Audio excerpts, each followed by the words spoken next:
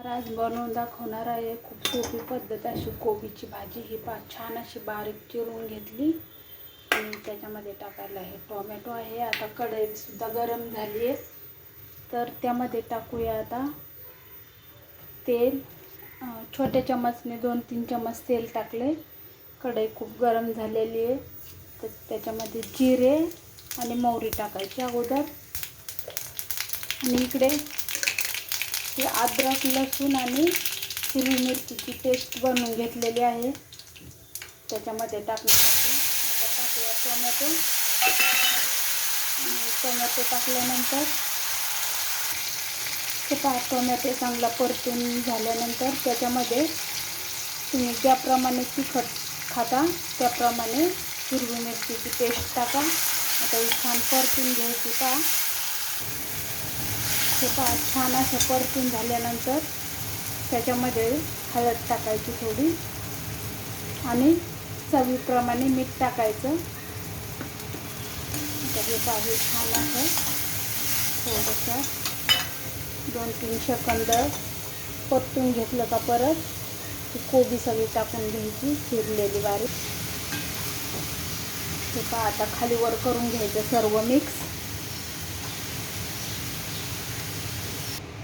हे सर्व मिक्स करून मंद आचेवर झाकण ठेवायचं। पाणी वगैरे काही सुद्धा नाही टाकायचं आणि 1-2-3 मिनिटांनी खाली दाबू नये म्हणूनसाठी परत खाली वर करून पाहायची। हे 5 मिनिट झाले झाकण ठेवून आणि एकदम बारीक मीडियम हे करायचं गॅस। तर हे छान असं कोबी बिना पाणी टाकता एकदम टेस्टी लागतं आता याच्यामध्ये थोडासा शेंगदाण्याचा भाजलेले शेंगदाण्याचा कूट टाकायचा। शेंगदाणे भाजून घेतलेले ते छोटे चमचने जास्त नाही टाकायचं 2 चमच। नाही टाकला तरी सुद्धा छान लागते भाजी। आणि तुम्ही याच्यामध्ये कांदा सुद्धा फोडणीला बारीक चिरून टाकू शकता किंवा चण्याची डाळ भिजत घालून थोडा वेळ ती चण्याची डाळ सुद्धा याच्यामध्ये टाकू शकता, ते पण छान लागतं। पण सोपी पद्धत आपली झटकीपट असं खूप छान लागते अशी सुद्धा ही भाजी। तर आता शेंगदाण्याचा कूट हे सगळं मिक्स केलं ना। हे ताजी कोथिंबीर नाही आहे पण मी उन्हाळ्यामध्ये ना हिरवीगार बघा किती छान अशी फॅनच्या हवेखाली चांगली निवडून घेऊन कवळी कोथिंबीर अशी निवडून ठेवलेली कसली हिरवीगार आहे। हे 6 महिने काय वर्षभर सुद्धा टिकते छान। फ्रीजमध्ये ठेवायची पॅक बंद झाकणामध्ये डब्यात। हे आता शेंगदाण्याचा कूट वगैरे मिक्स करून फक्त आता 2 मिनिटासाठी झाकण ठेवायचं।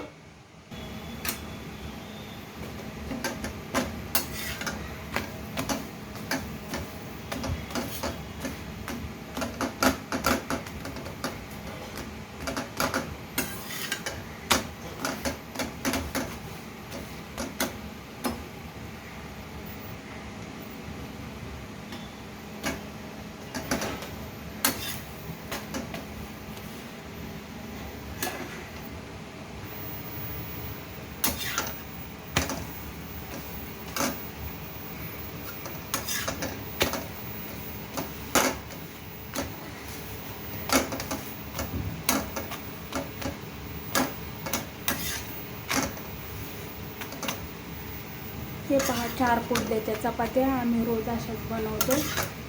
चपात्या पण बनवून तयार। तर हे मस्त अशी छान भाजी झाली आहे। तर नक्की अशा प्रकारे बनवून पहा, जबरदस्त अशी भाजी झाली आहे। हे चपाती बरोबर, भाकरी बरोबर, वरण भाताबरोबर सुद्धा घेऊ शकता तुम्ही। एवढी छान चविष्ट झाली आहे, अप्रतिम। नक्की अशी बनवून पहा। धन्यवाद व्हिडिओ पाहिल्याबद्दल।